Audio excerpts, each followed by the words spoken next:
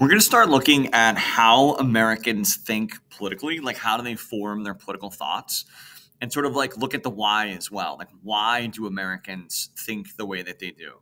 So, we're going to focus a little bit first on political culture.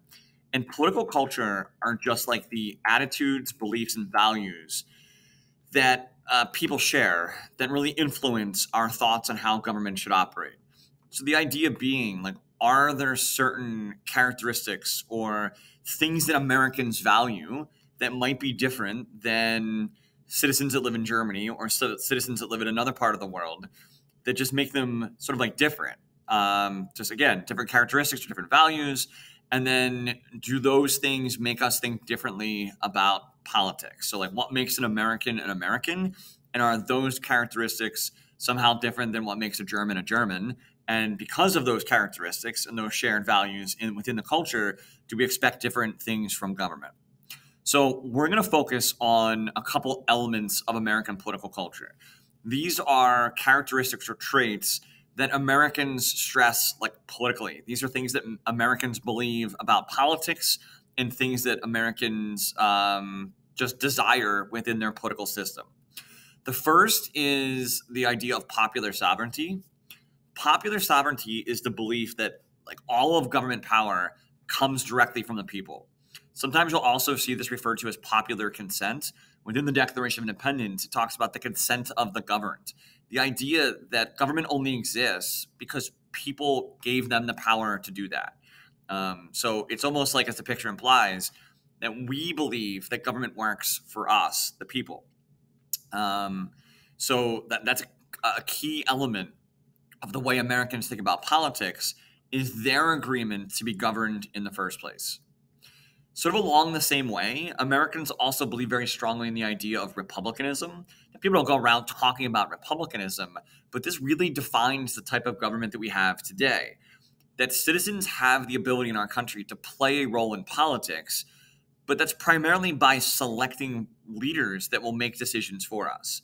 But because we as regular citizens can't vote on every single issue and rely on the politicians to do that for us, we desire them to act in the best interests of the people. Like, they shouldn't be necessarily, in our opinion, voting the way that they want. They shouldn't be in office for their own selfish interests. They're there to represent what the people want. So that concept is known as republicanism. Americans also believe very strongly in the idea of natural rights. Americans are borderline obsessed with the rights they possess. This is a little bit different than how people in other countries look at rights or talk about rights or focus on rights. And this is the belief that people have like innate rights that cannot be taken away by government. That these rights were not given to us by government, therefore they cannot be taken away by government. The idea that these like rights are sort of given to us by a higher power, like life, liberty, property, then we are entitled to these things, and at no point can government officials really take them away. These are stressed again in the introduction to the Declaration of Independence, where Jefferson talked about life, liberty, and the pursuit of happiness. Another key attribute of the American political system is the idea of individualism. Americans tend to be a bit individualistic. We often believe, again, not everybody in America, but a lot of Americans believe very strongly that your life condition, where you're at in life, is often a product of your own hard work. Now, as you get older, you begin to realize that the idea of the American dream, that you can do anything you want to do as long as you work hard. Think about how many times I just said the word you. You can do anything, right? As long as you work hard. Not relying on government, but to do these things yourself, to be self-reliant. Americans do tend to be a bit individualistic. Now, the reality is, obviously, that people's condition in life is not just a product of their own hard work or their work ethic. Doesn't mean that people that are struggling have worked like less hard. We acknowledge that there are other obstacles that are put in place, but we collectively tend to be very strongly believe in the idea of individualism. So what I have, I worked very hard for. Don't take from me to give to somebody else. Not every society thinks like this. Other societies value the good of the whole more than the good of the individual. So think about how stressing individualism, not cooperativism, or cooperation or the good of the whole, might lead us to think differently that on issues like universal health care or free college than what other countries would think about, right? So Americans definitely tend to be very individualistic. We're going to skip through these. Another sort of major sort of characteristic of government is the idea of, or American political culture element is distrust of government. So Americans tend to be pretty skeptical of government and its intentions. This is born out of a lot of historical events, whether it be like Vietnam or Richard Nixon and the Watergate scandal in the 1970s. As we've gone through American history, I think Americans have grown to be a bit more skeptical of the intentions of the government and its officials.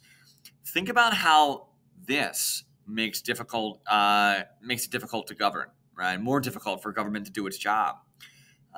In other countries, there's kind of like blind trust, blind faith in government, whereas Americans, as I mentioned, tend to be a bit more skeptical.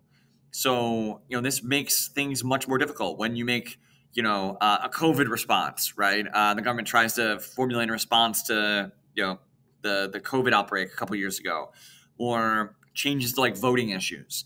Even if government is doing these with good intentions, people begin to think that there are other reasons for doing so. Like they're very skeptical of the intentions of government.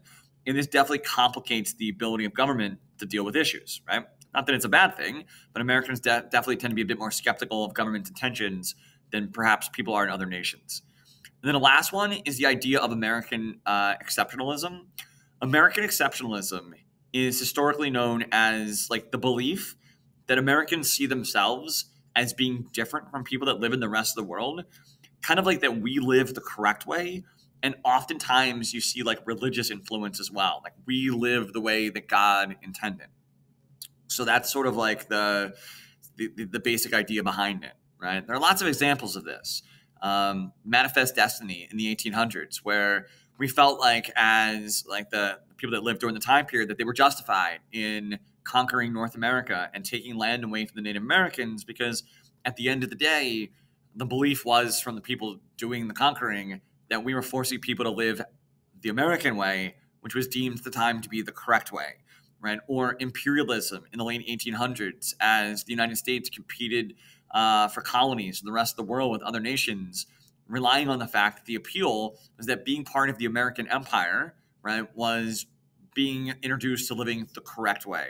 Or the Cold War in the 1950s against like the Soviet Union, stopping the spread of communism.